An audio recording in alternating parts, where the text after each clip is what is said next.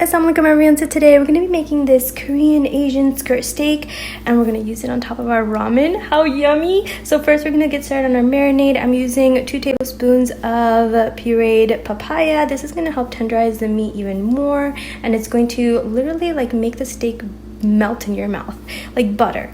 So for the rest of our ingredients, I have 1 tablespoon of minced garlic and pureed ginger, 1 tablespoon of gochujang, which is like Korean red pepper paste, 2 teaspoons of sriracha, which you can also adjust the spice level. This is going to be kind of spicy, 2 tablespoons of soy sauce. And then for our spices, I have 1/4 teaspoon of black pepper, I have 1 teaspoon of cumin, as well as paprika, 1/2 teaspoon of chili powder, I have 1/2 teaspoon of garlic powder and onion powder, 2 teaspoons of Korean pepper flakes. I believe it's called gochujang. I'm not sure if I'm pronouncing that right. And we're gonna dump everything in our bowl and marinate our meat. And then we just want to whisk all of this together until everything's super well combined. You might need to work a little extra hard because of the gochujang, but it's okay. So just like this.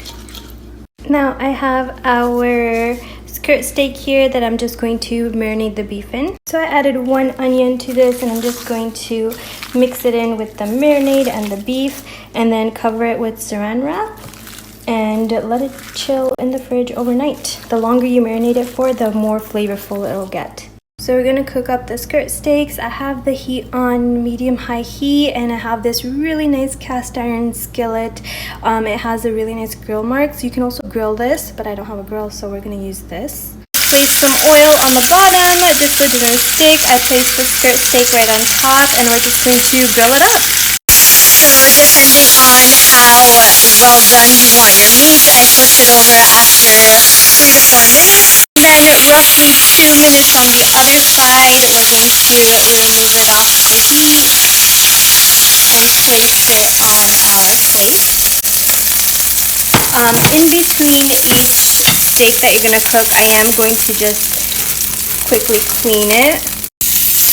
Then place our second heat and continue until all of it's done. Now remember when we marinated our steak with those onions? We're going to fry up these onions and use it as a topping. I'm going to add a couple tablespoons of oil. Then once it's heated up, I have it on medium heat right now. We're going to add in all of our onions. And we're going to brown and caramelize them. This will be a great topping for the skirt steak.